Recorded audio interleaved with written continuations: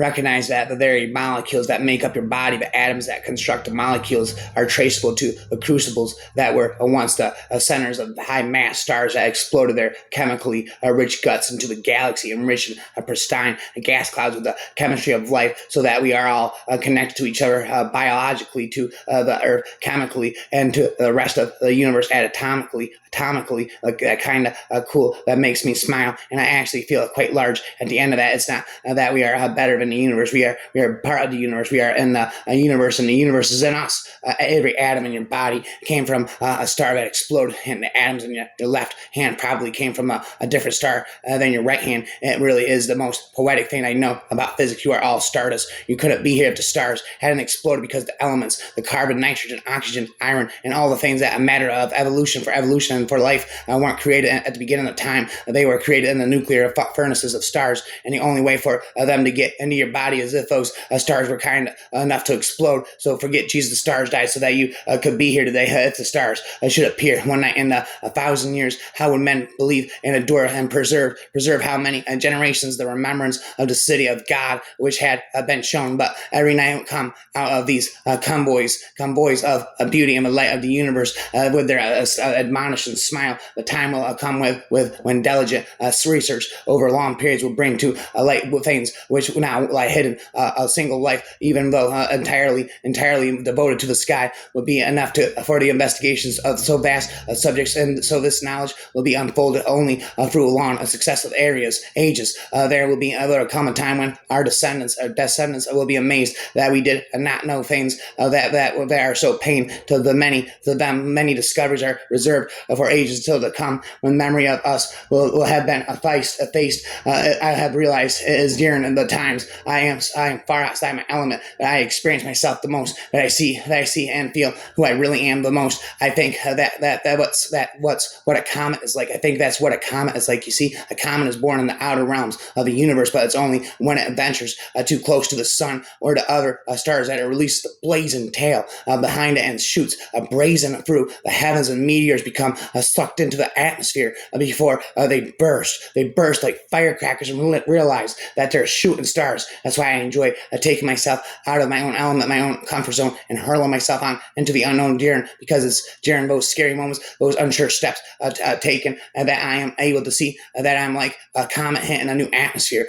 Suddenly I illuminate magnificently, and fire dust begins to fall off of me. I discover a smile I didn't know I had, and uncover a feeling that I didn't know existed in me. I feel myself. I'm a shooting star, a meteor shower, but I'm not going to die out. I'm everything. I spit, shout, and pal. I guess I'm more like a comet then. I'm just going to keep on coming back. I'm just like a comet. I'm going to keep on coming back. Stars are beautiful, but they must not take an active part in anything. They must just look. They just look on forever. It is a punishment put on them for something that they did so long ago that no star now knows what it is. Reach me down my Taicho Bray. I would know him when we meet, when I share my later science, sitting humbly at his feet. He may know of the law of all things, yet be ignorant of how we are working to completion, working on from then and now. Pray remember that I leave you all my theory complete, lacking only certain data for your adding as is meet. And remember, men will scorn it.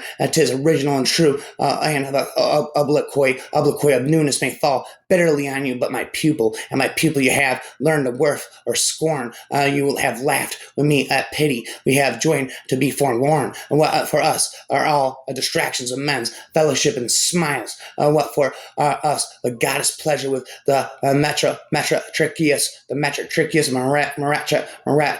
smiles. You may still tell the German college that their honor comes too late, but they must not waste repentance on the grisly servant's fate, Savin's fate. So my soul may set in darkness, it will rise in perfect light. I have loved the stars too fondly to be fearful of the night. What, my boy, are you weeping? Why are you not? What, my boy, you are not weeping? You should save your eyes for sight. You will need them, mine observer. Yet for many another night I leave none but you, my pupil, unto whom my plans are known. You have none. You You have none but me, you murmur, and I leave you quite alone. You then kiss me, since my mother left her blessing on my brow. There has been something wanting in my nature until now. I can dimly comprehend it, that I might have been more kind, might have cherished you more wisely, as the one I had leave behind. I have never failed in kindness, nor we lived too high for strife. Calmness, coldness was the air which has crept into our life, but your spirit is untainted. I can dedicate you still to the service of your science. You will fervor it, you will. There are certain calculations I should like to make with you to be sure that your deductions will be logical and true. And remembrance, patience. Patience is the watchword of the stage. And not today, nor yet tomorrow can complete a perfect age. I have sown like Tycho Brahe, that a greater man may reap, but if none should be my reaping, 'twill disturb me in my sleep. Be careful and be faithful, though like me you leave no name. See, my boy, that nothing turn you to the mere pursuit of fame. I must say goodbye, my pupil, for I can no longer speak. Draw the curtain back from Venus, or my visions grow too weak. It is strange the pearly planet should look red as fiery as Mars. God will mercifully guide me on my way amongst the stars. He insisted that the stars were people so well loved. They were traced in constellations to live forever. I shall live forever and ever. Shall my channel forever and ever. My channels like Jason shall live forever. Rapper forever. My channels like space shall live forever and ever. Rapper forever. The knowledge of the atoms that comprise the life on Earth. The atoms that make up the human body that are traceable to the crucibles that cooked light elements into heavy elements and their core under extreme temperatures and pressures. These stars, the high mass are ones among them went unstable in their later years. They collapsed and they exploded, scattering their enriched guts across the galaxy, guts made of carbon, nitrogen, oxygen, and all the fundamental ingredients of life itself. These ingredients become part of gas clouds that condense, collapse, form the next generation of the solar system. Stars with orbit and planets, and those planets now have the ingredients for life itself, so that when I look up at the night sky and I know that yes, we are part of this universe, we are in this universe, but perhaps more important than both of those facts is that the universe is in us. And when I reflect on that fact, I look up. Many people feel small because they're small and the universe is so big, but I feel big because my atoms came from those stars.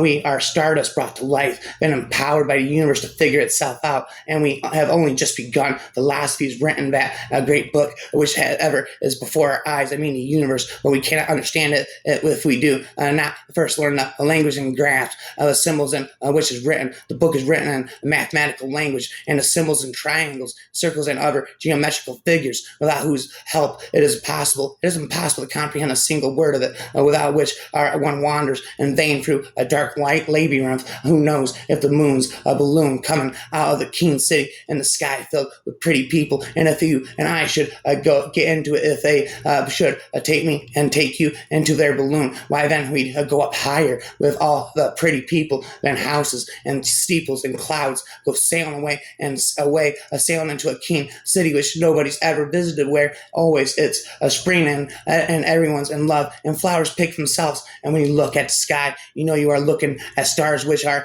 hundreds and thousands of light years away from you and some of the stars don't even exist anymore because their light has taken so long to get to us that they are already dead, or they have exploded and collapsed into red dwarfs, and that makes you seem very small. And if you have difficult things in life, it is nice to think that they are what is called negligible, which means they are so small you don't have to take them into account when you are calculating something. Before we invented civilization, our ancestors lived mainly in the open, out under the sky, before we devised artificial lights and atmospheric pollution and modern forms of nocturnal entertainment. We watched the stars. There were practical calendars. There are practical calendars there are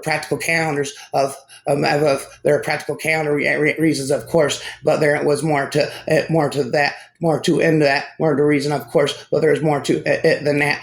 Even today, the most jaded city dweller can be unexpectedly moved upon encountering a clear night sky studded with thousands of twinkling stars.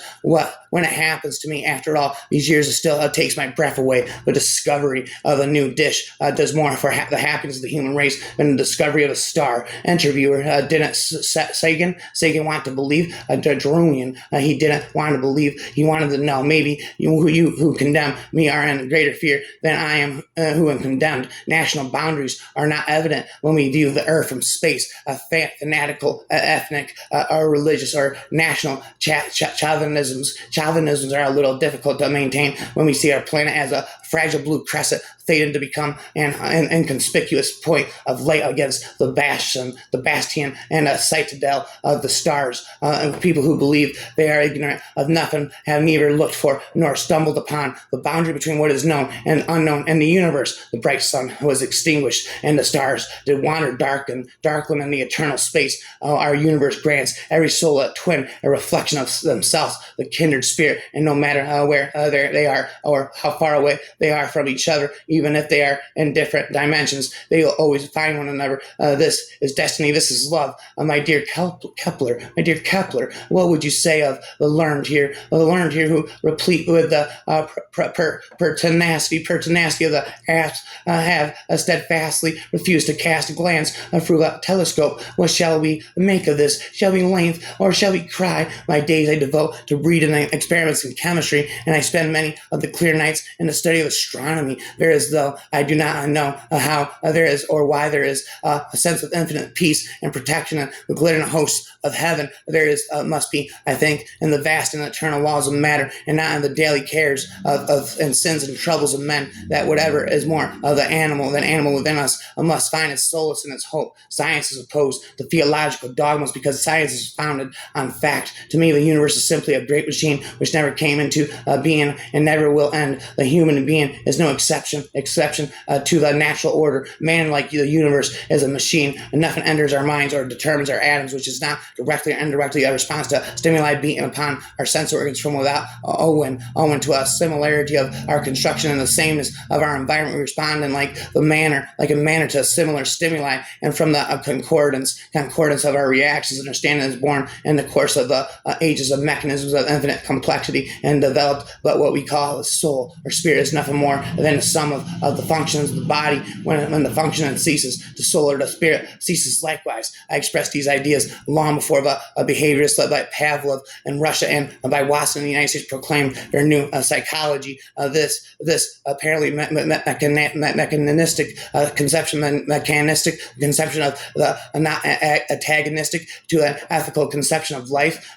Orient is above the horizon now, and near Jupiter, brighter than it will ever be. But I expect you can see it too. Some of the stars are the same. I esteem myself happy to have as great an ally as you in my search for truth. I will read your work all the more willingly because I have for many years been a partisan of the view because it reveals to me the causes of many natural phenomena that are entirely incomprehensible in the light of the generally accepted hypothesis to refute the latter. I have collected many proofs, but I do not publish them because I have deterred by the fate of our teacher, who, although he had won immortal fame with the new, was ridiculed and condemned by countless people. For their very great is the number of the stupid. The very great is the number of the stupid. A circle has no end. It has been said that astronomy is a humbling and character-building experience. There is perhaps no better the demonstration of the folly of human conceits that this distant image of our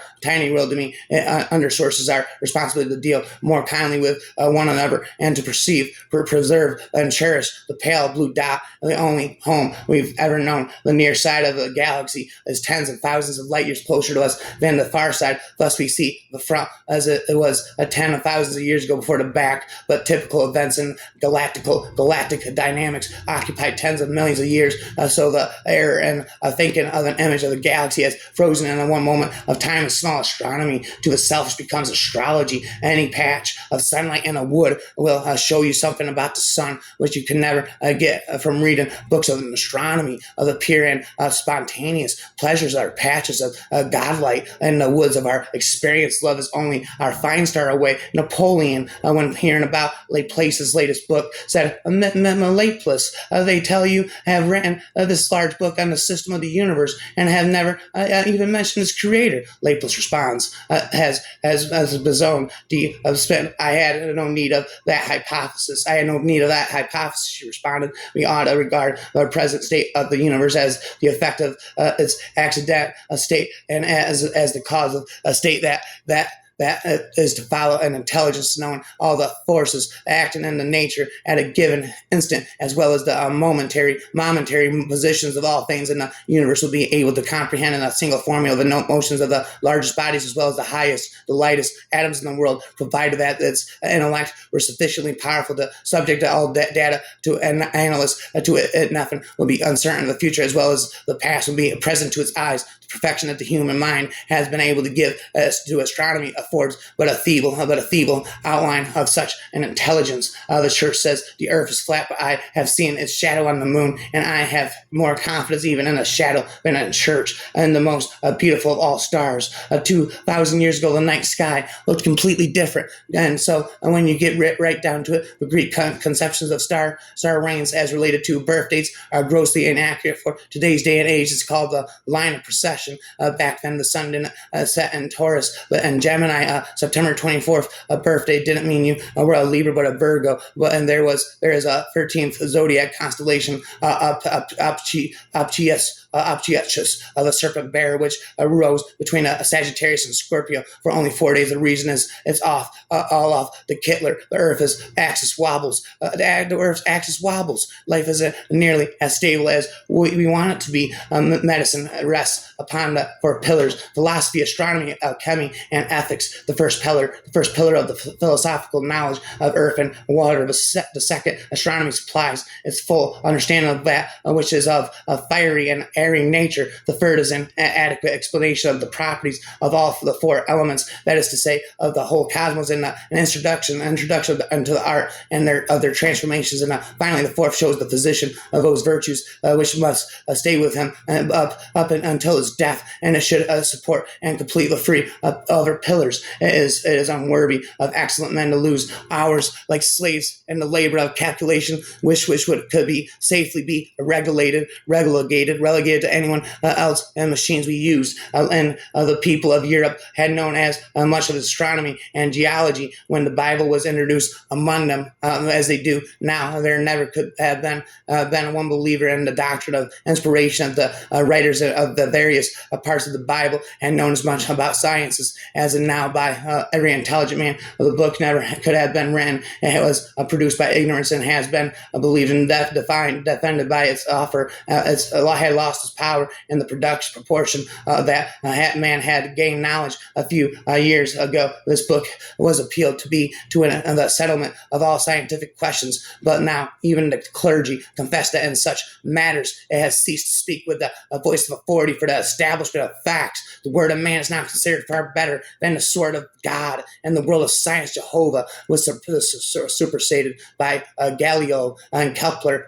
All that God told Moses admitted the entire account to be true as dust and ash compared to the discoveries that discard as lapeless and matters of fact. The Bible had ceased to be regarded as a standard of science, had succeeded in breaking the chains of theology. A few years ago, science endeavored to show that it was not inconsistent with the Bible. Those tables have been turned, and now religion is endeavoring to prove that the Bible is not inconsistent with science. The standard has been changed.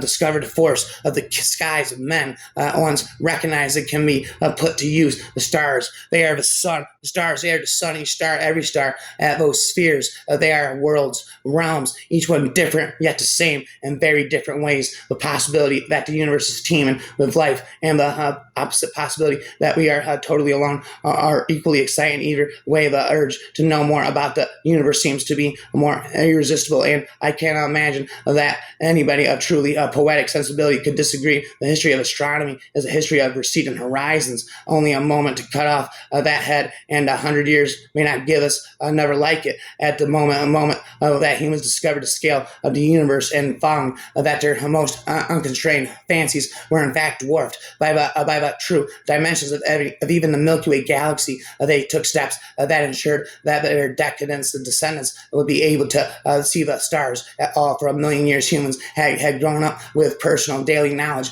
of the vault of heaven, span rampant astronomy forever. In the last few thousand years, they began to build and emigrate into the cities. In the last few decades, a major fraction of the human population has abandoned a rustic way of life. As technology developed, the cities were polluted. The nights became starless. New generations nations grew to the maturity, wholly ignorant of the sky that had transfixed their ancestors and that had stimulated the modern age of science and technology without even noticing. Just as astronomy entered a golden age, most people cut themselves off from the sky, a cosmic isolationism that ended only with the dawn of space exploration. Your Excellency, I have no need of this hypothesis. You would hardly think at first that horrid monsters lie up there waiting to be discovered by any moderately penetrating mind, monsters to which those of the oceans bear no sort of comparison. What monsters may they be? Unpersonal monsters, sanely, namely immensities, until a person that fall out of the stars and their inner space has hardly learned that there are things much more terrible than monsters of shape, namely monsters of magnitude without known shape. Such monsters are the voids and waste places of the sky, and those are sight plunges quite beyond any twinkler. We have yet visited those deep wells for the human mind to let itself down and to leave alone the human body and think of the side caverns and secondary abysses to right and left as you pass on. There is a size at which dignity begins, he exclaimed further on. There is a size at which a grandeur begins. Further on, there is a size at which a solemnity begins. Further on, the size at which awfulness begins. Further on, the size at which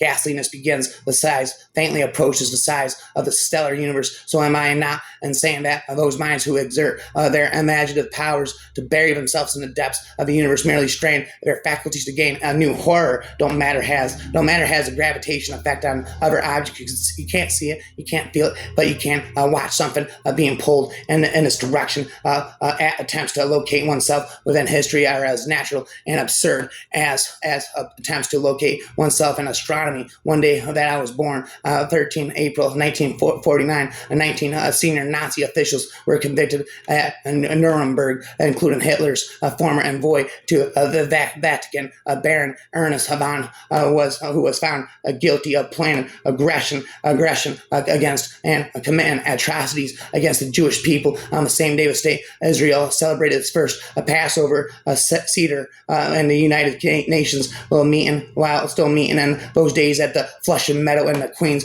voted to consider the Jewish state's application for membership in Damascus. 11 newspapers were closed by the regime of General Hosni Zayim in America. The National Committee on Alcoholism announced an upcoming A-Day under the non-uplifting slogan, "You can drink, help the alcoholic, but who can't." The International Court of Justice at The Hague ruled in favor of Britain in the Corfu, a channel dispute with Albania on Soviet Foreign Minister Andrei denounced the newly formed NATO alliance as a tool for aggression against the USSR. The rising Chinese communists under a man then known to Western readership as Mei Tse-tung announced a limited willingness to begin a bargain with the still existing Chinese government in a city then unknown to the world. I'll say world is peeping. All that this was known, and to me as I nuzzled my mother's breast for the first time, and who would certainly have happened in just the same way if I had not been born at all, and or have ever conceived. One of the day newspaper astrologers for that day addressed those whose birthday it was. There are powerful rays from the planet Mars, the war god, and the horoscope, and your horoscope for your coming year. And this always means a chance to battle. If you want to wake up, take it up. Try to avoid such disturbances where women, relatives, or friends are concerned, because the outlook for victory upon your part in such circumstances is rather dark. If you must fight, pick a man. Some sage counsel, no doubt, which I wish I was imbibed with the same material location, but impartially offered also to the many people who born on that day who were also destined to die on it. Spent rhyming forever. Astronomy, I said, never ever. Stop rapping, never. Spend psychology, astronomy, everything forever. At night, the sky is pure astronomy. The black maddening firmament of that vast cosmic ocean, endlessly deep in every direction, both heaven and pandemonium at once. A mystical zodiac, speckled flesh, a time all this that is chaos, infinite and eternal, and yet it's somehow the bring into order of its chaos, which perhaps that has always disturbed me most. The constellations and their way almost bring into sharper focus the immensity and insanity of it all. Monsters and giants brought to life in all their gigantic monstrosity. Orion and Hercules striding across the sky, limbs reaching for light years, only to be dwarfed by the likes of Draco, Pegasus, and Ursa Major, then bigger still, Cetus, Eridanus, and Hydra, spanning nearly the whole of the hemisphere, sunk below the equator, and a weird underworld of obscure southern formations. You try to take them in, the neck cranes, the eyes roll, and the mind boggles until this debilitating sense of inverted vertigo overcomes you. Moon in the sky, stars out the wide open expanse of nothing, and it made him feel free and alive as the daytime never did. The earth and for 3 times as wide as it is deep. The earth is 3 times as wide as it is deep, and only the upper part is inhabited, but the earth is isolated in space, and the earth is as complete sphere, in the center of which is located unsupported your cylinder, the earth, situated at an equal distance from all the points of the sky. There are even some stars so remote that their light which reach the earth only when earth itself is a dead planet, as they themselves are dead, so that they live in earth will never be visited by that forlorn ray of light, without a living source, without a living destination. Often on fine nights when the park of this establishment is vacant, I amuse myself with the marvelous instrument telescope. I go upstairs, walk across the grass, sit on the bench in the avenue of the oaks, and there is my solitude. I enjoy the pleasure of weighing the rays of dead stars. There is no obvious reason to assume that the very same rare properties of that allow for our existence would also provide the best overall setting to make discoveries that about the world around us. We don't think this is merely coincidental. It cries out for another explanation, an explanation that points to the purpose of an intelligent design in the cosmos. It's amazing to me that we humans have the intellectual capacity to ask deep questions and to devise methods for learning how the universe works and how it contends to evolve over time. At every level of our inventory, nothing seems special about our Earth, our sun, our galaxy, our local group. Evidently, mediocrity reigns throughout such as our nick in the universe. Your reward will be the widening of the horizon that you climb, and if you achieve that reward, you'll ask no other. The great radio telescopes of the world are constructed in remote locations for the reason Paul Gauguin sailed to for them to work well. They must be far from civilization. A naked moon stood in the naked sky. Some piously record in the beginning God, but I say in the beginning hydrogen. Surely it is a great thing to increase the numerous host of fixed stars previously visible to an unaided vision, adding countless more which have never ever been seen, exposing these plainly to the eye in numbers 10 times exceeding the old and familiar stars. The others would then fall silent, and she would continue about a doped gallium, our arsenide detectors, or the ethanol content of the galactic cloud W free. The quantity of 200 proof alcohol in this single interstellar cloud was more than enough to maintain the present population of Earth. If every adult were a dedicated alcoholic for the age of the solar system, the model had appreciated the remark. There is nothing particularly special about the location of the center of mass. So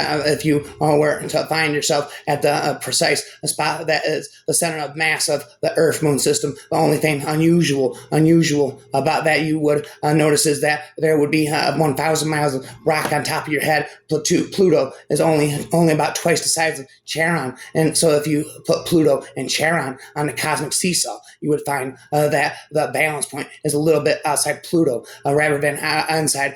Again, there's nothing particularly special going on there. If you were to find yourself at that precise spot, then you would only notice that you were very cold and could no longer breathe. Your time is the most precious thing in the world. Your time is the most precious thing in the world, as it spins in the world and it twirls. I know infinite astronomy and everything in the world. And is to these two discoveries by Bradley that we owe the exactness of modern astronomy. This double disservice assures to their discovery the most distinguished place after Hipparchus and Kepler above the greatest astronomers of all ages and all countries. Time is easy to predict through the movement of the stars as they give the propensity of pure potential. I often consider where there could perhaps be found a more reasonable arrangement of circles. We want union with something, even if the opposite seems true. Bring two atomic nuclei together, and their positive electrostatic forces will repel each other.